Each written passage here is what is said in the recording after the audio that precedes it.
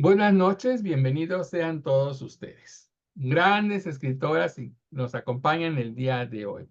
María Luz Olivares, Silvia Aquino, María Teresa Galás, Angélica Arreola, Hilda Rosales. Este 23 de octubre del año 2024 estamos reunidos para homenajear a una gran escritora inglesa, Virginia Woolf. La revista digital Poetas Sin Fronteras y la Red de Poetas del Estado de Veracruz en México les da la más cordial bienvenida. Vamos a iniciar nuestra primera ronda con María Teresa Galás. Gracias, Ramón. Buenas noches. Buenas noches a mis compañeros de Poetas Sin Fronteras. Soy María Teresa Galás y estoy en la Ciudad de México. Y también un saludo cordial a las personas que nos ven en las redes. Bueno, Virginia Woolf es una escritora pues que en su momento marcó un cambio muy importante en la novela, porque marcó otro tipo de manera de narrar. Y bueno, me permito tomar el principio de La señora Dalloway, que es una novela de ella de las más logradas, y al final pues haré un breve comentario. Y comienzo. La señora Dalloway dijo que ella misma compraría las flores, porque Lucy ya le había hecho todo el trabajo. Las puertas serían sacadas de sus goznes. Los hombres de Rumpelmayer iban a venir. Y entonces pensó Clarissa Dalloway, qué mañana, fresca como si fuesen a repartirla a unos niños en la playa. Qué deleite, qué zambullida, porque eso era lo que siempre había sentido cuando con un leve chirrido de goznes, que todavía ahora seguía oyendo, había abierto de golpe las puertas-ventanas y se había zambullido en el aire libre de Burton. Qué fresco, qué tranquilo, más que ahora, desde luego, estaba el aire en las primeras horas de la mañana, como el aleteo de una ola, el beso de una ola, frío y cortante, y sin embargo, para los 18 años que tenía entonces, solemne, sintiendo como sentía allí de pie en la ventana abierta, que algo terrible estaba a punto de suceder, mientras miraba las flores, los árboles, el humo escapando entre su fronda y los grajos volando arriba y abajo, de pie y mirando hasta que Peter Walsh dijo, mirando a las musarañas, eso dijo, prefiero a los hombres antes que las musarañas, eso dijo, debió decirlo en el desayuno, cuando ella había salido a la terraza.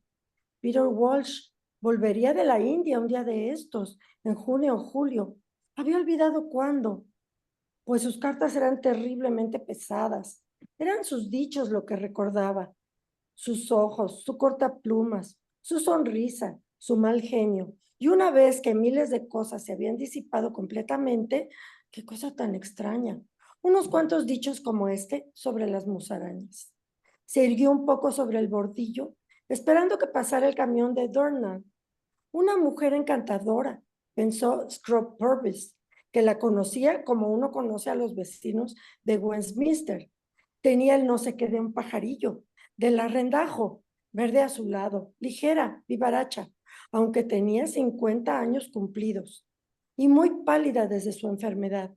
Allí estaba ella, encaramada sin verlo, esperando a cruzar, bien erguida. Porque de tanto vivir en Westminster, ¿cuántos años ya? Más de 20, sientes, aún en medio del tráfico o al despertarte de noche, Clarissa estaba segurísima, una quietud particular, o mejor cierta solemnidad, una pausa indescriptible, un suspense, aunque eso podía ser del corazón, según decían, aquejado de gripe. Antes de que el Big Ben diese la hora, ahora el reloj tronó. Primero un aviso musical, luego la hora, irrevocable. Los círculos de plomo se disolvieron en el aire. ¡Qué locos estamos!, pensó, cruzando Victoria Street, porque solo Dios sabe por qué nos gusta tanto, por qué lo vemos así, por qué lo inventamos, por qué construimos todo esto que nos rodea y lo destrozamos para volverlo a crear de nuevo. Pero si hasta los mismísimos mendigos, los miserables más desesperados, sentados en los portales, beben su destrucción, hacen lo mismo. Y eso no lo pueden solucionar las leyes del Parlamento y por una y misma razón. Aman la vida. Bien, este es el principio de la novela de la señora Dalloway y vemos pues la manera de narrar es no hay un narrador omnisciente, sino que la narradora es la protagonista, pero tampoco habla porque lo que estamos escuchando son sus pensamientos. Y de repente, alguien que la ve cuando va a cruzar la calle, un hombre, se dice allí su nombre, es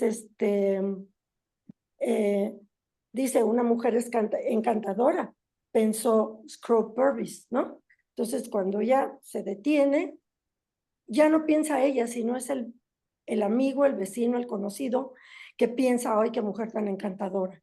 Y de repente vuelve otra vez a retomar los pensamientos de Clarissa Dalloway. Entonces, así es el tipo de narración en esta novela que es muy novedosa para su época y que cambia toda una manera de hacer novela.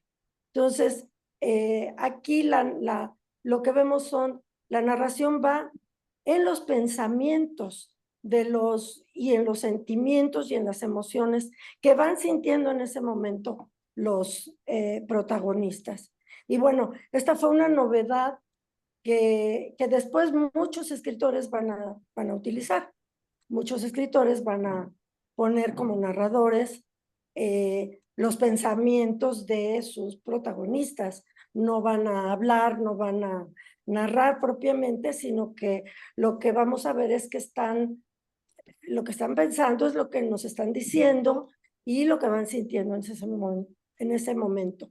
Pero bueno, para la época, esta novela, esta manera de narrar de Virginia Woolf fue verdaderamente novedosa y como digo, después pues ya la tomaron otros autores y ahora es de lo más corriente, o sea, puede uno tomar una novela de una joven contemporáneos que acaban de salir y muchos tienen esa técnica, pero fue una novedad, un invento de Virginia Woolf. Gracias. Muchas gracias, maestra María Teresa. Conozcamos entonces a Adeline Virginia Stephen. Nace un 25 de enero de 1882 y muere un 28 de marzo de 1941. Más conocida como Virginia Woolf, fue una escritora británica, autora de novelas, cuentos, obras teatrales y demás obras literarias, considerada como una de las más destacadas figuras del vanguardista modernismo anglosajón del siglo XX y del feminismo internacional. La literatura modernista o modernismo literario, llamada también modernismo anglosajón, se conoce en líneas generales como la literatura vanguardista, principalmente en lengua inglesa, que tuvo un apogeo más o menos entre 1900 y 1940. Continuamos con la maestra Angélica Arreola. Muchas gracias, Ramón. Buenas noches, compañeras, y también buenas tardes o buenas noches a los que nos estén viendo por las redes sociales. Soy Angélica Arreola, orgullosamente poeta sin fronteras, y esta noche comentando muy a gusto la obra de Virginia Woolf, que es una autora por demás interesante, con distintas aristas con las que se le puede interpretar. Es una autora prolífica de varias novelas, 9 novelas, una serie de cuentos, otros tantos cuentos, biografías, algo que se considera como libros de no ficción. También tiene una obra de teatro y también fue muy importante, unos 20 libros de diarios y otro tanto de cartas. también prefacios, etcétera. Y también, dada la importancia, pues hay una serie de películas que se han filmado acerca de su vida. Como comentaban, la importancia de Virginia Woolf es también por su innovación en la prosa. Es una escritora vanguardista. También en cuanto a los temas, se ha considerado que parte de su escritura se podría considerar como feminista y incluso con tintes lésbicos. En alguno de los cuentos que a mí me llamaba la atención, se comenta que, bueno, en las biografías hay un libro que se llama Flush, a Biography, que es una obra que se considera, claro, de no ficción y como explícitamente de transgénero. Ahí la voz la tiene un perro. El perro es el que narra. Eso pues sí, obviamente no se había visto, ¿no? Y en este caso también, de corte no biográfico, yo voy a dar lectura a un ensayo que se llama Una habitación propia. Es un texto largo que está narrado, entonces se podría considerar que es un poco como una novela, pero es propiamente un ensayo. Como ella fue víctima de la época de entreguerras, de la pérdida de su casa también por esto, entonces en los ensayos explora sobre el sufrimiento de la mujer y también el sufrimiento de la guerra. Entonces voy a dar lectura a un fragmento nada más, porque es un ensayo largo. Perdón, un momentito. La imagen. Oh, perdón. Aquí está. Entonces voy a leer un poco de esto. Dice, pensando en todas estas mujeres que habían trabajado año tras año. Perdón. Estoy con una computadora nueva, pero bueno, ya estoy acá. Pensando en todas estas mujeres que habían trabajado año tras año. No, fíjese, se me va. No sé, Ramón, si quieres pasar. Bueno, Ok. aquí. A Sí. ver, ya está aquí. A ver, Todo ok. esto hacia el año 1860, dijo Mary Seton, oh, pero ya conoce la historia, dijo, aburrida, supongo del recital, y me contó que habían alquilado habitaciones, habían reunido comités, habían escrito sobres, habían redactado circulares, habían celebrado reuniones, habían leído cartas. Fulano prometía tanto, en cambio, el señor tal no quería dar ni un penique. La Saturday Review había sido muy descortés. ¿Cómo recaudar fondos para unas oficinas? ¿Organizaríamos una tómbola? ¿No podríamos encontrar una chica bonita que se sentara en la primera fila? Miramos qué dice John Stuart Mill de la cuestión. ¿Podría alguien persuadir al director de que publique una carta? Quizá Lady accedería a firmarla. Lady está fuera de la ciudad. Así es como se hacían las cosas hace 60 años. Era un esfuerzo prodigioso que costaba horas y horas. Y fue solo tras una larga lucha y las peores dificultades que lograron reunir 30,000 libras. Salta pues a la vista, dijo Mary, que no tenemos para vino, ni perdices, ni criados que nos lleven las bandejas encima de la cabeza. No podemos tener sofás ni habitaciones. Y así las cosas que se tuvieron que vivir en la guerra. Muchas gracias. Muchas gracias, maestra Angélica. Durante el periodo de entreguerras, Woolf fue una figura en la Sociedad Literaria de Londres y miembro del grupo de Bloomsbury. Sus obras más famosas incluyen las novelas La señora Dalloway, Alfaro, Orlando, que es una biografía, Las olas y su breve ensayo, Una habitación propia. Escuchamos ahora a Silvia Aquino. Muy amable. Buenas noches a todos. Con el entusiasmo de hace ya algunos años, estamos aquí, justamente para recordar algunos aspectos de Virginia Woolf, esta escritora inglesa con la que podríamos equiparar también a James Joyce, a Thomas Mann y a Franz Kafka. Esta mujer provino de una familia adinerada, tenía algunas casas en el campo, sus padres, ambos eran intelectuales y habían tenido matrimonios e hijos anteriores a su propia reunión. Viviendo en una época victoriana, a las mujeres, aunque tuvieran tanto dinero, no podían ir a la universidad. Y Virginia tuvo maestros en su propia casa. Uno de los problemas más grandes de esta mujer fue un problema mental. Tuvo problemas prácticamente de locura en diferentes etapas y momentos de su vida. Pero a mí una de las cosas que más me han impresionado ha sido el hecho de que dos de los medios hermanos de parte del padre la hayan violado. Esto yo creo que debió haber sido algo muy, muy terrible y muy espantoso para ella. Pero, en fin,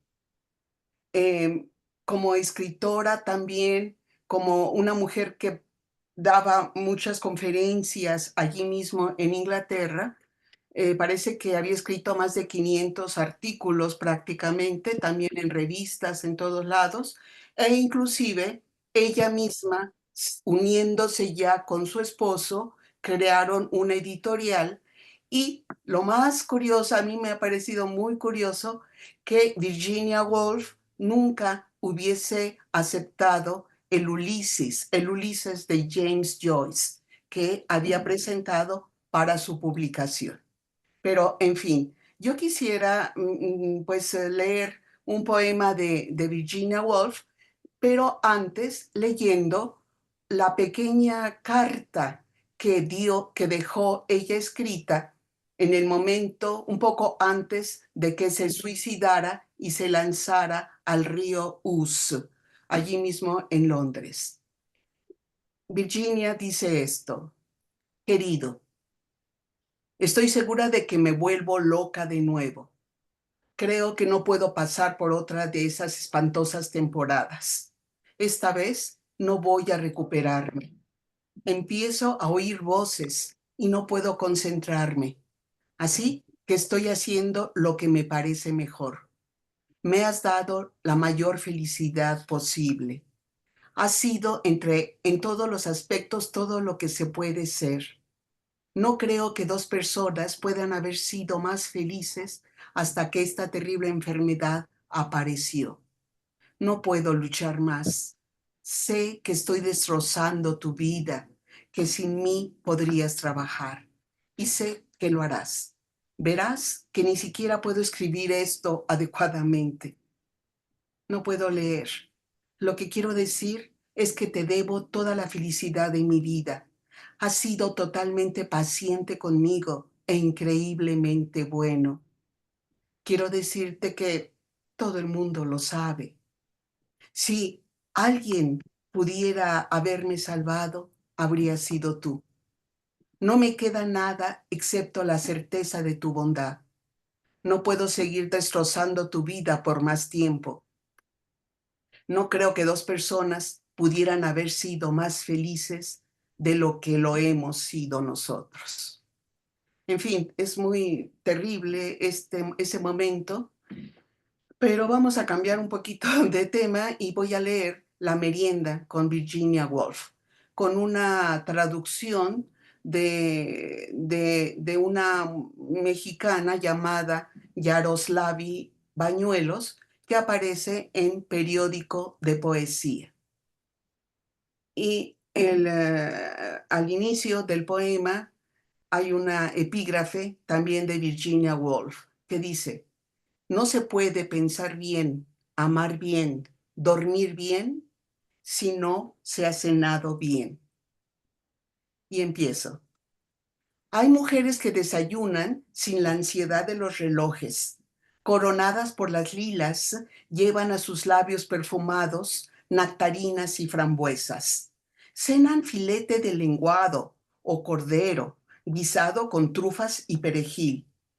Celebran banquetes donde se deshuesan faisanes. Toman el té con galletas de jengibre.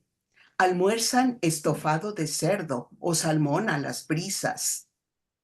Mujeres que riegan un jardín de tubérculos. Pasan el domingo comiendo roast beef y budines de Yorkshire.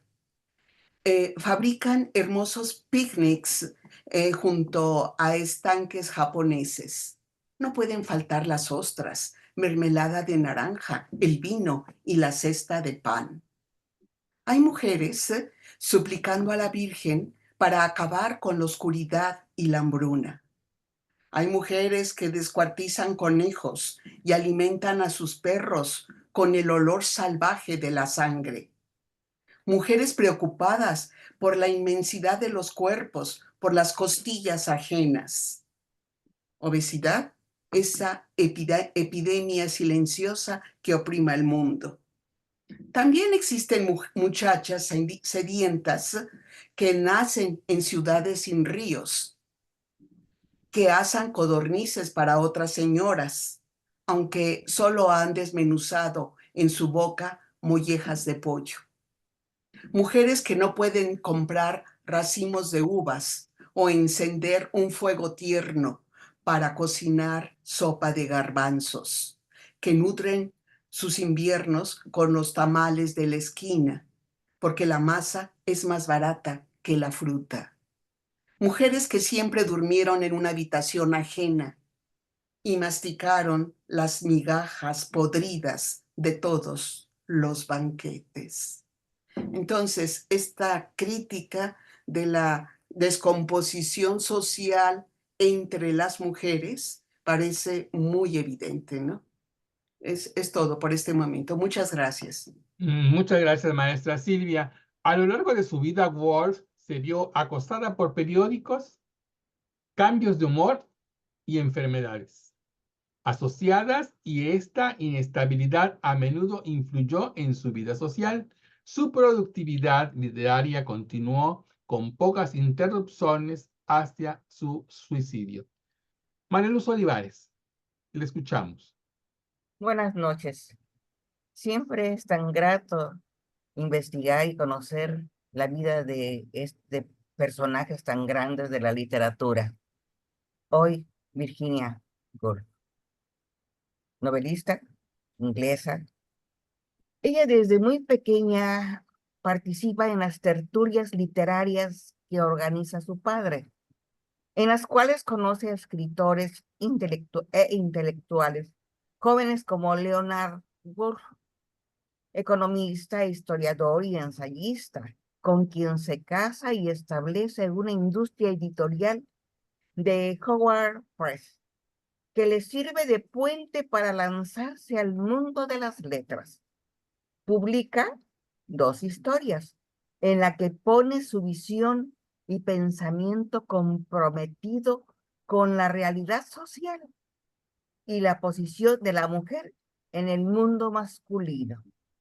Escribe novelas con influencia de la psicología freudiana, donde se ve en su novela autobiográfica Al Faro, y su obra más conocida, Las Olas, que son el antecedente de novelas psicológicas inglesas con descripciones de instantes fugaces, imágenes que aparecen y desaparecen de una realidad real o soñada, creando un mundo onírico intemporal. Como mujer representa la lucha titánica entre los deseos, sueños en busca de su propio ser afectivo, con un marcado impresionismo. Voy a leer la carta a su hermana. Solo 2 cartas hizo antes de que ella falleciera. Carta a Vanessa Bell, y dice así: querida, no puedes imaginarte lo mucho que me ha gustado tu carta, pero siento que he ido demasiado lejos en esta ocasión para que pueda volver. Es lo mismo que la primera vez, todo mismo que el tiempo. Oigo voces y sé que no puedo superar esto ahora. Todo cuanto quiero decirte es que Leonard ha sido sorprendentemente bueno cada día siempre. No puedo pensar que alguien hubiera podido hacer más de lo que ha hecho por mí. Hemos sido perfectamente felices hasta las últimas semanas, cuando este horror empezó. ¿Harás que esté él seguro de esto? Siento que le queda mucho por hacer y que seguirá adelante, mucho mejor sin mí, y que tú le ayudarás. Apenas si puedo pensar con claridad ya. Si pudiera, te diría cuánto habéis significado tú y los niños para mí. Creo que lo sabes. He luchado contra todo esto, pero ya no puedo más. Y así, el día 28 de marzo de 1941, Virginia, por la mañana, a los 59 años de edad, la escritora Woolf se suicidó, se ahogó voluntariamente en el río Uce, en un día frío y luminoso. Y habría, como dije antes, dejado 2 cartas, una para su esposo y otra para su hermano. Muchas gracias. Muchas gracias, Luzma. La última obra de Woolf, Entre actos, allá en 1941, resume sus principales preocupaciones: la transformación de la vida a través del arte, la ambivalencia sexual y la reflexión sobre temas de flujo, tiempo y de la vida. Es el más lírico de sus libros, escrito principalmente en verso. Continuamos con la maestra Hilda Rosales.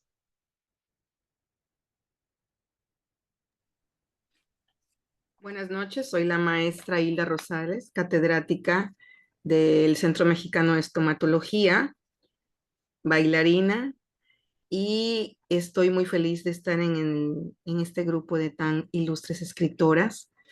Esta señora para mí es una pasión, porque me encanta la gente compleja, llena de matices, que si en su vida no pueden sacar sus tormentos, los sacan para deleite del mundo en sus letras. Y eso es Virginia. Este libro que tengo en las manos, de verdad para mí ha sido una revelación, porque cuando tú, a través de las cartas de los implicados en los días de la vida de Virginia, entiendes lo que estaba viviendo en su cotidianidad, entiendes y ves a sus personajes desde otra perspectiva. Este libro me gusta porque no es de un antropólogo, ni de un historiador, ni de un sociólogo, es del hijo de una de las amantes que ella tuvo en vida, una noble llamada Vita. Y está respaldado por un cofre donde encontraron muchas cartas, y por lo cual nos estamos enterando de todo lo que pasaba en ese convulso mundo eduardiano, lleno de prejuicios, donde vivían amores atormentados, esposos tolerando desde el amor y justificándolo todo por la creatividad y el genio de sus mujeres, que vivieron dentro de los cánones establecidos, pero que necesitaban desahogarlo de otra forma. En el caso de Virginia me queda claro, yo después de leer el libro, entendí por qué Orlando, porque a través de Orlando ella pudo tener ese rol de varón que tanto le negó la vida en la que nació, el mundo en el que creció, la familia que la crió, el hombre que la amó, porque me queda claro, nos queda claro a todas que ese hombre tiene que haberla amado mucho para tolerar la complejidad de esta personalidad torturada. Y no porque él no comprendiera, porque él, después de leer las cartas, uno entiende que el amor es por encima de la sexualidad. Él amaba y la amó así, pero ella fue la que no pudo encontrar su espacio a donde desahogar su genio, al punto a que la llevó a lo que ustedes ya nos contaron, maestras. Hay una película que se llama Las Horas, de la actriz Nicole Kidman, con la cual se ganó un Oscar, que la caracterizó muy bien, pero no llegó al punto que nos pueden dar las lecturas de las cartas de la época. Es muy difícil llevarlo al cine, ojalá algún genio lo consiga. Pero bueno, les leo la introducción en esta primera parte que me permiten platicar con ustedes del prólogo. Dice: retrato eduardiano. En 1973, esta edición inglesa de un retrato de matrimonio sorprendió al mundo cuando de un cajón de un desván inglés salieron estas cartas.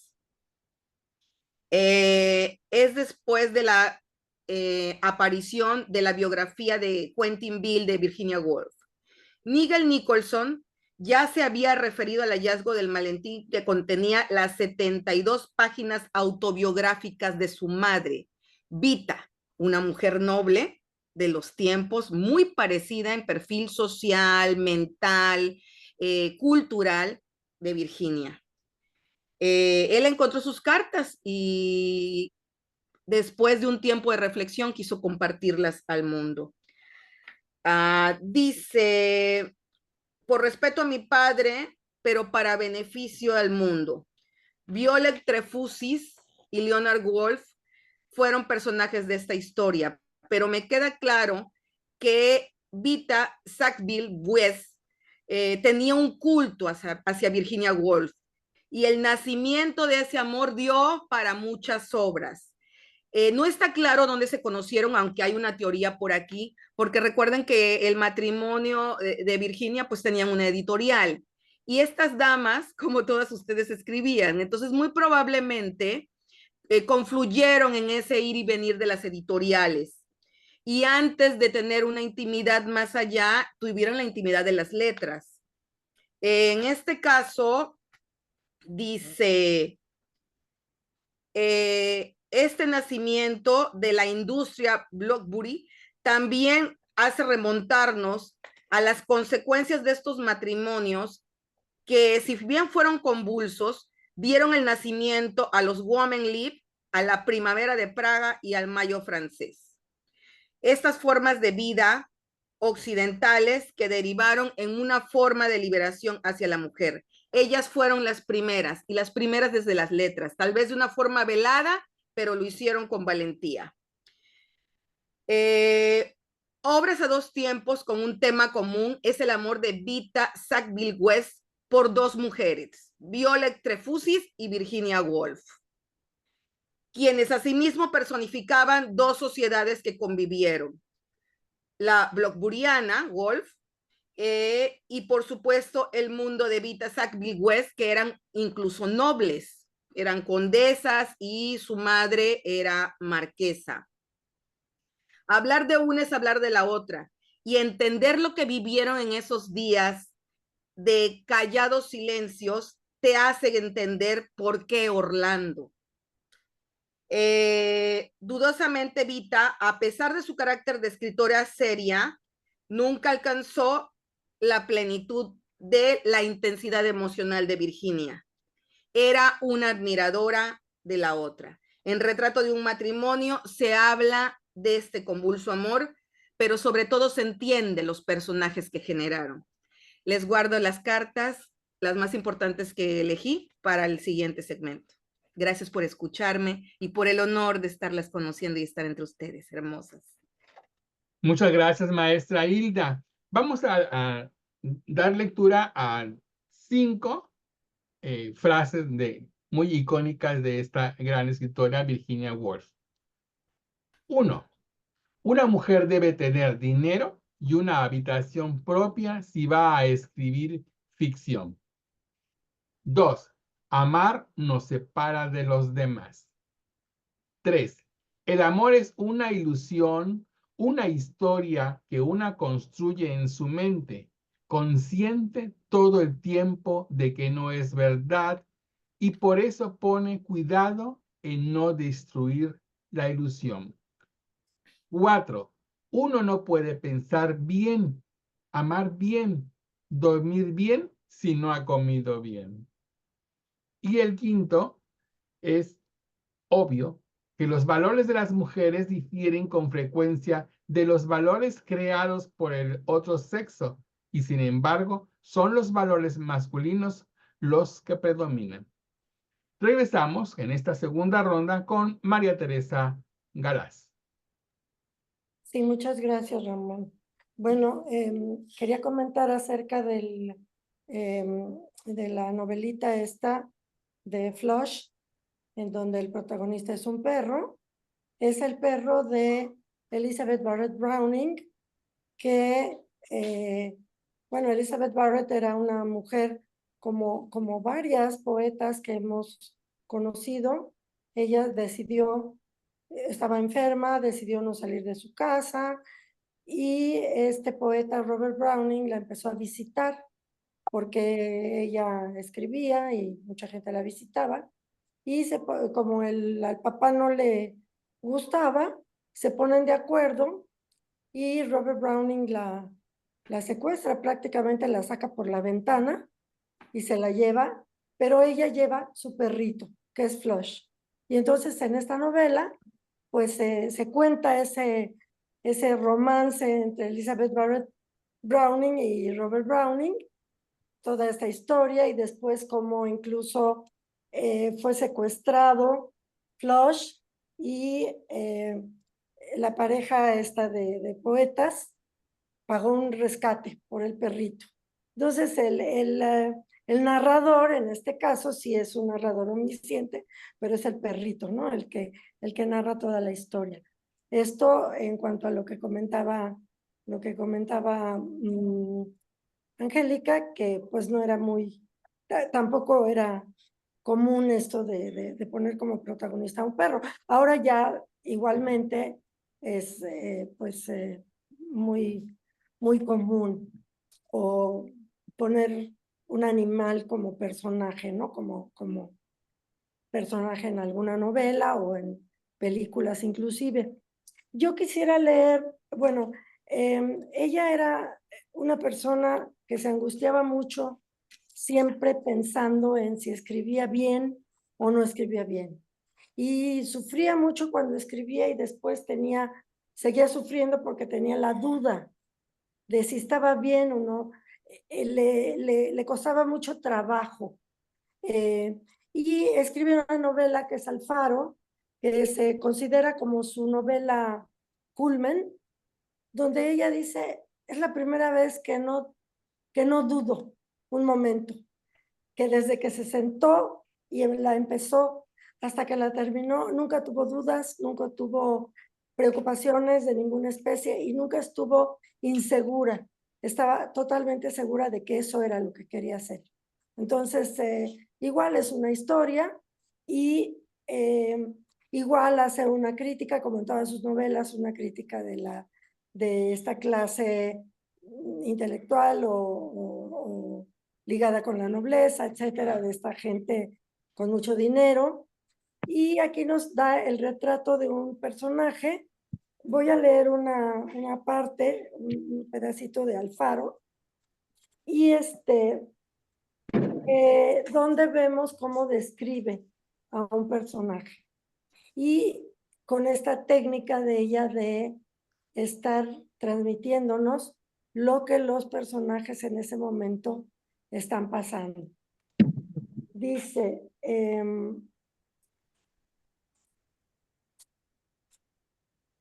dirigió la mujer, la esposa, la señora Ramsay, Mrs. Ramsay, siempre son señoras, ¿no? Mrs. Dalloway, Mrs. Ramsay. La señora Ramsay dirige la mirada al marido, al que es un intelectual, lo admira muchísimo, y dice, dirigió la mirada hacia él, esperando encontrar, un momentito, voy a empezar un poco antes, que al marido le preocupaban los pescadores y sus salarios, perdía el sueño pensando en ellos. Son personajes estos que son filósofos y son escritores, ¿no? Y son poetas. Todo era diferente cuando hablaba. Cuando hablaba no había que pensar en suplicar que no se viera lo poco que le importaba a uno, porque sí le importaba. Entonces, al darse cuenta de que era porque lo admiraba tanto y que por eso esperaba que hablase, se sintió como si alguien hubiera estado elogiando a su marido y su matrimonio, y se puso roja sin darse cuenta de que había sido ella misma quien lo había alabado. Dirigió la mirada hacia él, esperando encontrar todo esto reflejado en su cara, que tendría un aspecto radiante. Pero nada de eso. Tenía la cara deformada por una mueca, tenía gesto de irritación, tenía el ceño fruncido, estaba rojo de cólera. ¿Qué demonios pasaba? ¿Qué podía haber pasado? Que el pobre de Augustus es un huésped en esa casa, que está pasando las vacaciones con ellos y es un poeta.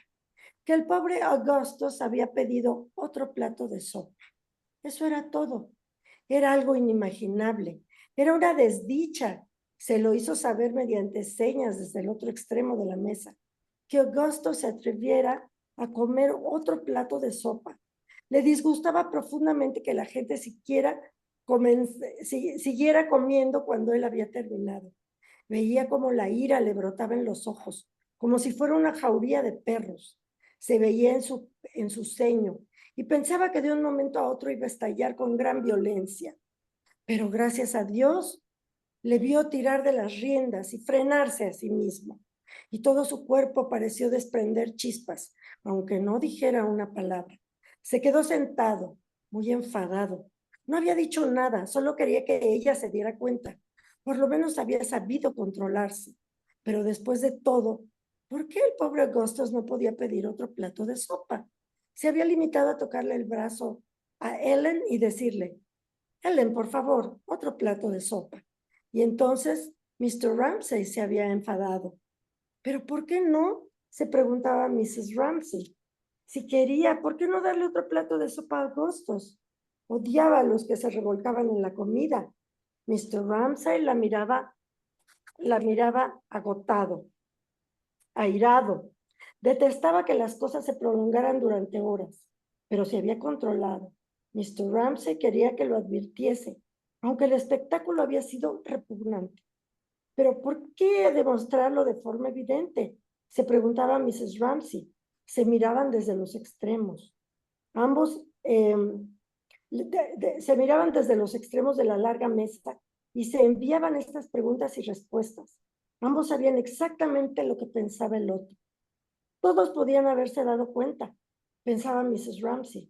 Rose se había quedado murmurando y mirando a su padre. Roger se había quedado mirando a su padre.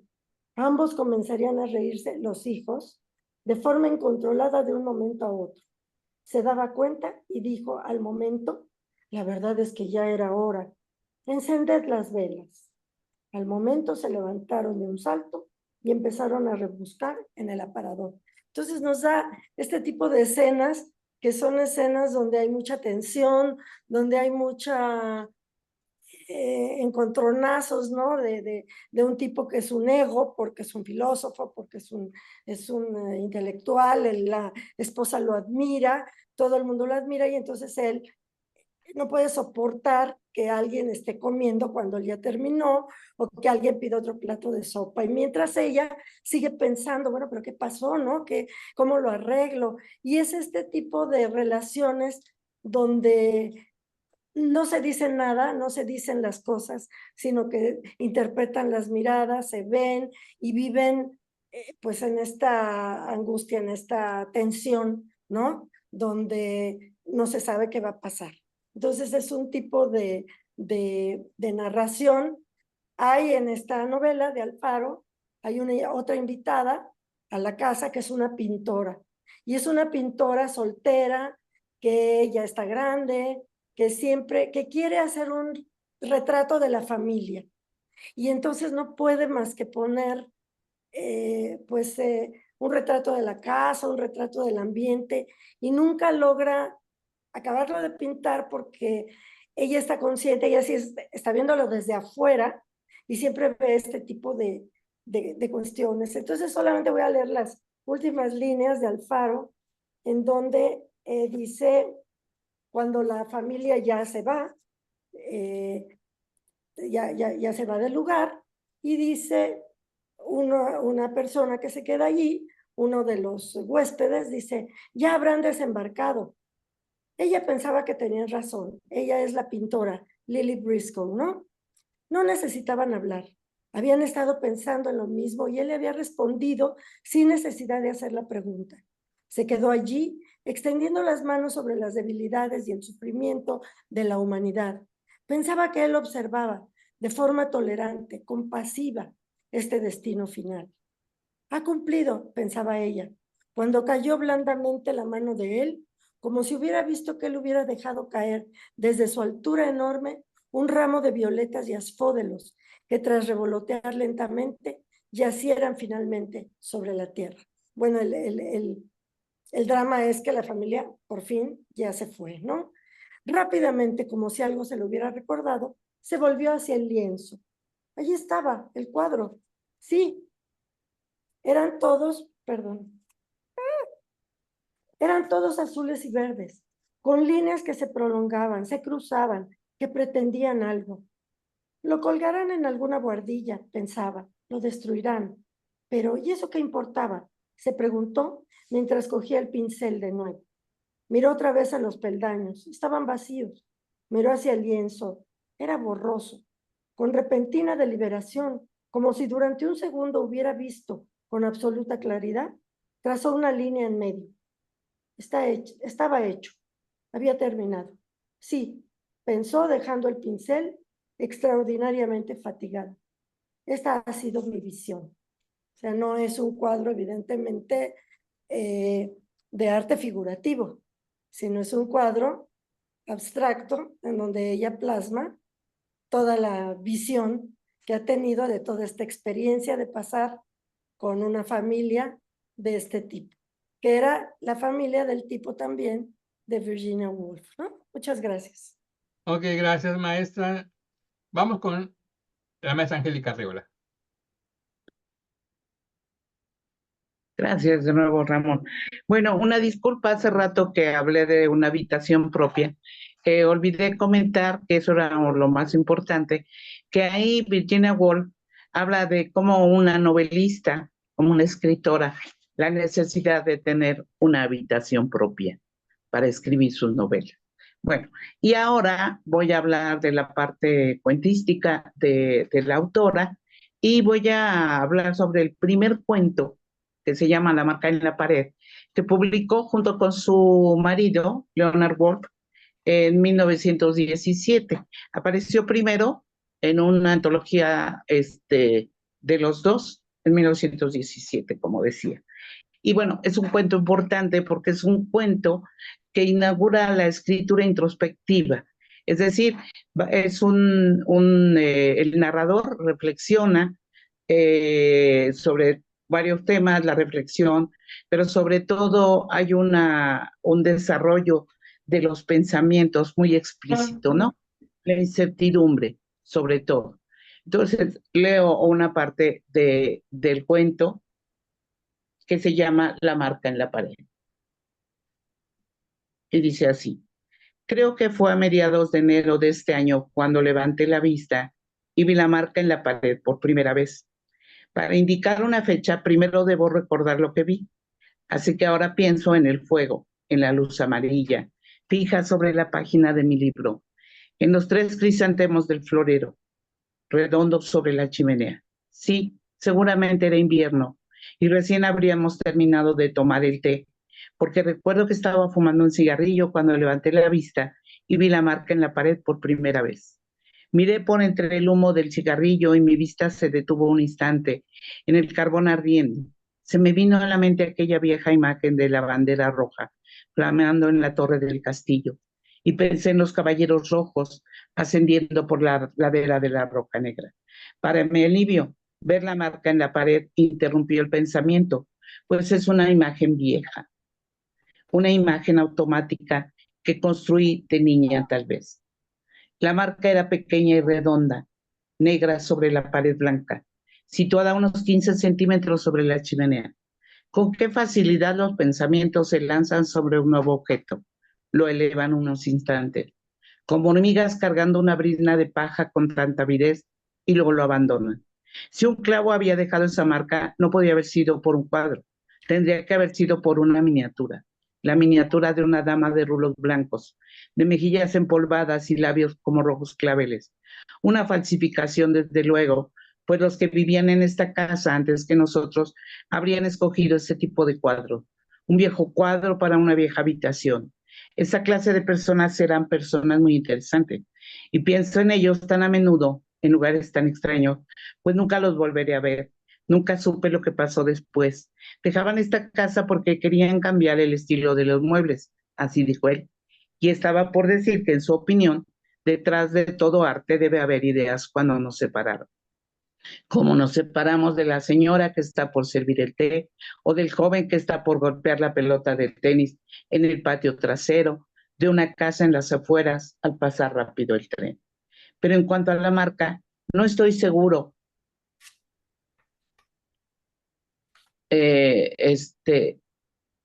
Pensar con tranquilidad, con calma, con tiempo, sin que nada me interrumpa, sin tener que levantarme del sillón, deslizarme fácilmente de una cosa a la otra, sin dificultad ni obstáculos. Quiero hundirme más y más profundo, lejos de la superficie y de sus duras verdades. Para recobrar el equilibrio, déjenme atrapar la primera idea que pase. Shakespeare. Bueno, servirá también como cualquiera. Un hombre permanecía horas sentados en el sillón, mirando el fuego, y una lluvia de ideas caía sin cesar desde el alto cielo directo hacia su mente. Llevaba la frente a la mano y las personas miraban por la puerta abierta, pues esta escena debe haber tenido lugar una noche de verano. Pero qué aburrida es la ficción histórica. No me interesa en absoluto. Desearía dar con una línea de pensamiento agradable, una línea de la que indirectamente me siento orgulloso. Pues tales son los pensamientos agradables, muy frecuentes, incluso en las personas modestas y sencillas, que de veras creen que les desagrada escuchar el elogio. No son pensamientos que nos elogien directamente, en ello radica su belleza. Son pensamientos así. Entré en la habitación, discutían sobre botánica. Conté cómo había visto crecer una flor en un montículo de tierra en el terreno de una vieja casa en Kingsway. La semilla, dije, debe haber sido sembrada durante el reinado de Carlos I. ¿Qué flores había durante el reinado de Carlos I? Pregunté, pero no recuerdo la respuesta. Flores altas con capullos púrpura tal vez, y así sucesivamente. Todo el tiempo intento embellecer la imagen de mí misma en mi mente, cariñosamente a hurtadillas, sin adorarla abiertamente, pues me descubriría haciéndolo y tomaría instantáneamente un libro para protegerme. Es curioso cuán instintivamente protegemos nuestra imagen de la idolatría o de cualquier otro trato que pudiera ponerla en ridículo, o la hiciera tan diferente de la original que ya no se pudiera creer en ella. ¿No es curioso después de todo? Un asunto de gran importancia. Imaginen que el espejo se rompa en pedazos. La imagen desaparecería. La romántica figura rodeada de verdes y profundos bosques ya no está allí, sino tan solo la envoltura de una persona, tal como es vista por los otros, que es sofocante, superficial, vacío, imponente se vuelve el mundo, un mundo inhabitable. Cuando cruzamos miradas en los metros y los autobuses, vemos el espejo que refleja el vacío, lo vidrioso de nuestros ojos. Y los escritores en el futuro caerán más y más en la cuenta de la importancia de estos reflejos, pues desde luego no existe uno solo, sino una infinidad de reflejos. Tales son las profundidades que explorarán los fantasmas que perseguirán. Dejarán cada vez más de lado la descripción de la realidad en sus historias, dando por sentado que todos la conocen, tal como lo hicieran los griegos y Shakespeare, tal vez.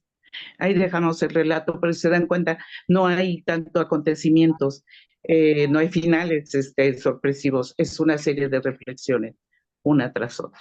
Muchas gracias. Muchas gracias. Vamos directamente con la maestra Silvia. Sí, muchas gracias, Ramón.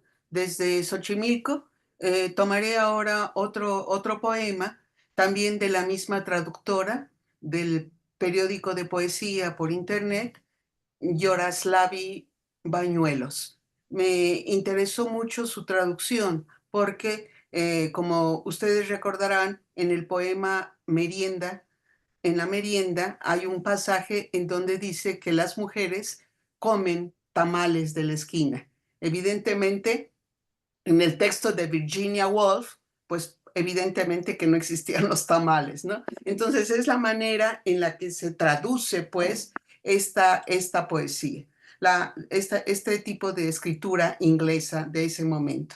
Porque Virginia estuvo durante la Primera Guerra Mundial y prácticamente un año y pico para la Segunda. Entonces la situación en Inglaterra debió haber sido también terrible.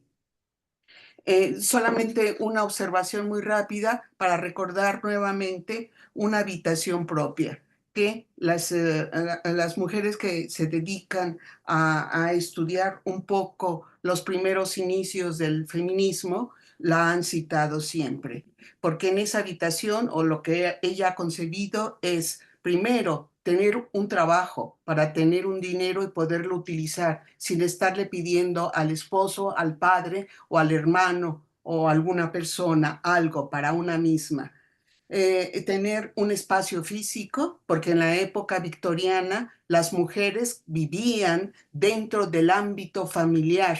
Si los hombres estaban fumando, pues ahí la mujer cerca se sentaba y no tenía un lugar especial. Y luego en esta obra de Una habitación propia, recuerdo mucho que ha citado la comparación de la historia de la mujer intelectual, cuando dice que si nosotros pensáramos en una Julieta Shakespeare, es decir, en una hermana de Shakespeare, evidentemente no podía escribir. Fue solamente el hermano, el hombre, que podía haber escrito todo lo que hizo. En fin, en este poema que se llama Mamá se niega a comer un plato de avena. Dice lo siguiente: te digo, madre, bebe la luz tibia que se agita en el vaso. Come estas manzanas, guarda en tu boca un poco de miel y anís.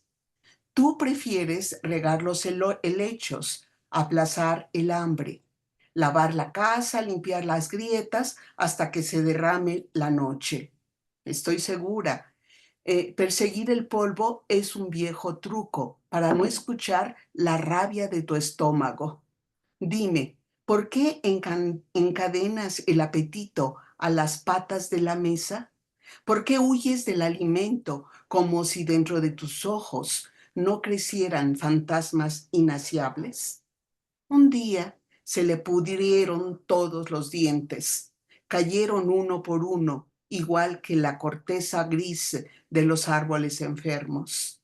Remojar las muelas en Coca-Cola parecía buena idea para entretener con azúcar a los abismos de su boca. Sepultó los rayos de sol en una caja de caramelos y apresó sus pasos a los laberintos de la casa. Su habitación era un bosque de alaridos y restos de papas fritas. Lloraba junto a los grillos al amanecer. Lloraba cuando se agotaba el chocolate o el pan dulce. Lloraba de hambre, hambre inagotable.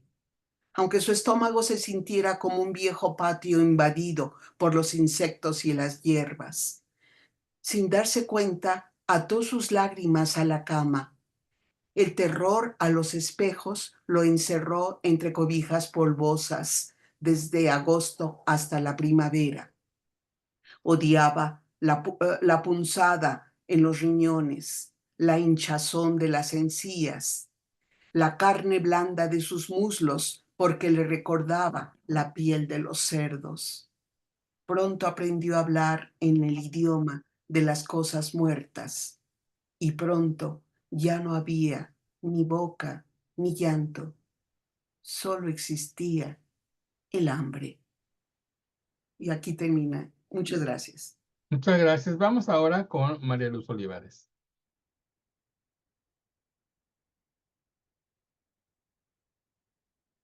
Luzma.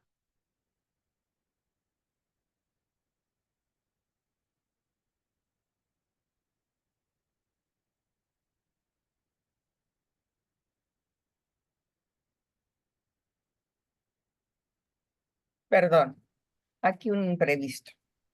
Efectivamente, conocer la trayectoria de esta gran mujer, ¿verdad? Ella forma con Lawrence y Joyce Huxley la generación que hizo dar un viraje a la literatura inglesa. Pese a una vida de éxito que ella tenía, sus obras, ella atraviesa depresiones profundas que la atormentaron y la ahogaron en oscuros tormentos.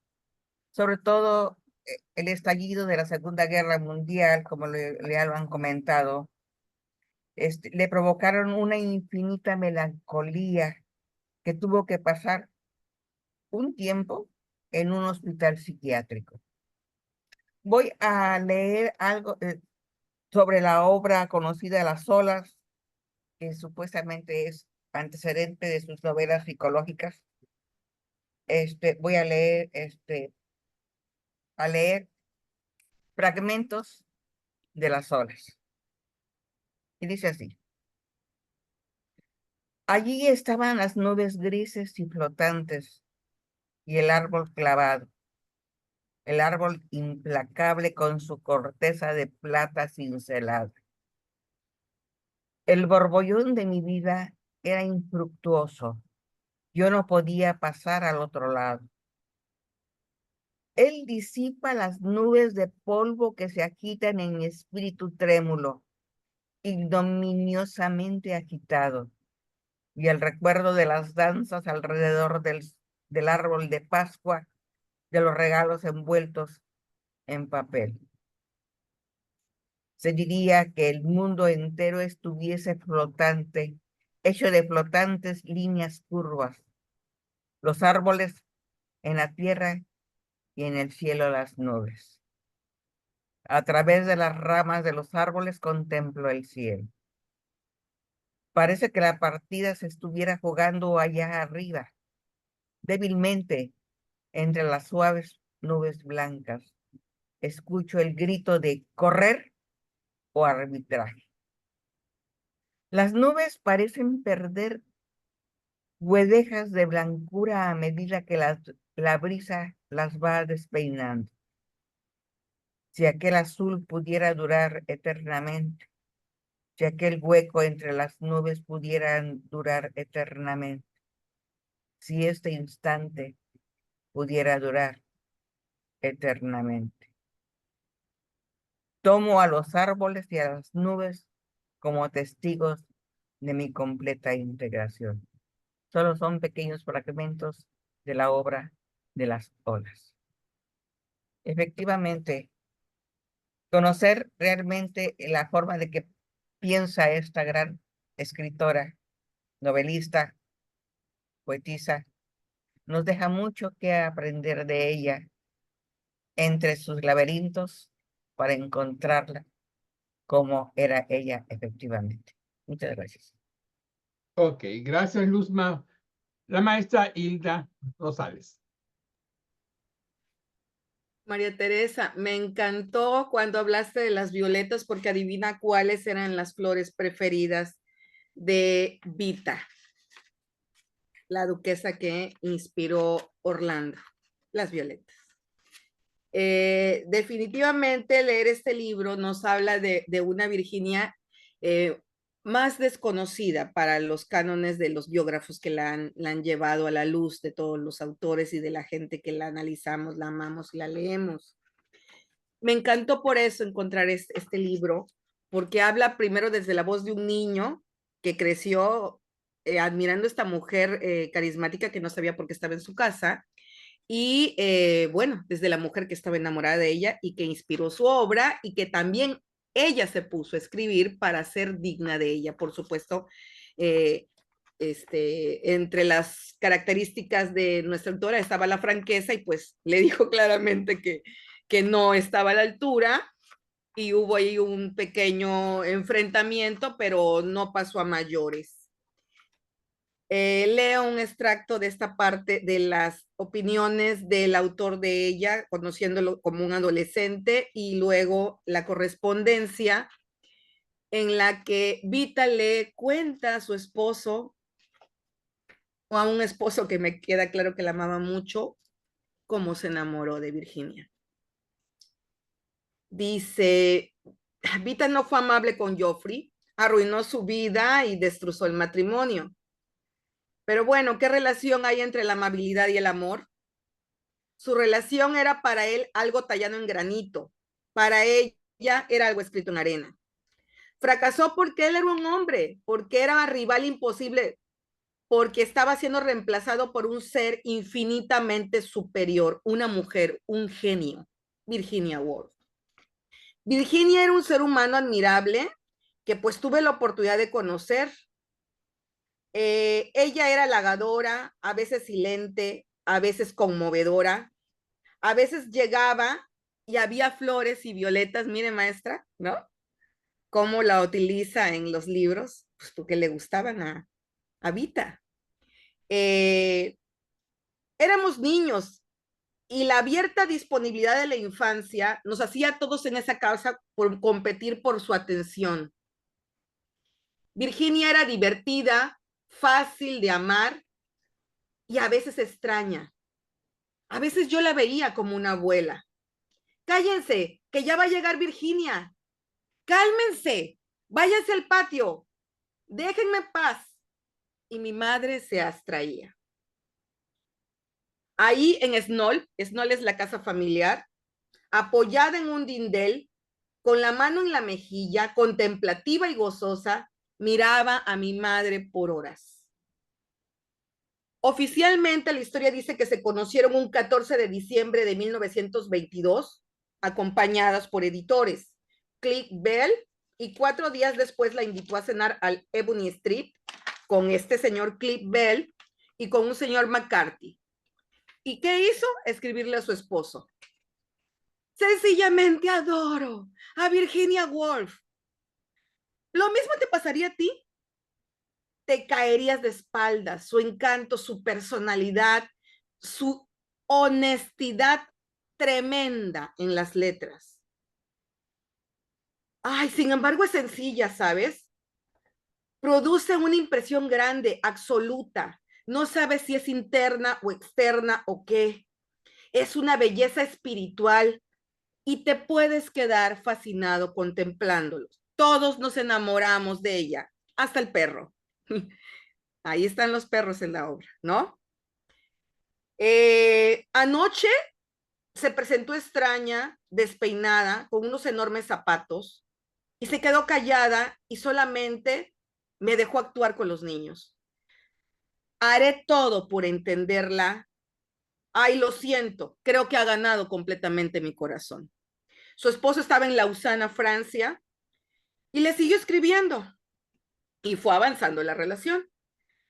Cené con Virginia en el Richmond, tan deliciosa como siempre. ¿Cuánta razón tienes cuando dices que el amor aburre y que las letras exaltan? Ella es toda letras. Hablamos de su obra, estoy leyendo lo que me faltaba de ella. Lo siento, siempre disculpándose y siendo totalmente devastadoramente franca con su esposo. Su humanidad, su grandeza avasalla mi vida. Lo siento, habrá un almuerzo más. Y así de almuerzo en almuerzo, pues fue avanzando la cosa. Dice el hijo, Vita era muy consciente de la delicadeza y el espíritu de Virginia. Había días que llegaba destrozada y nadie podía hablar ni hacer ruido.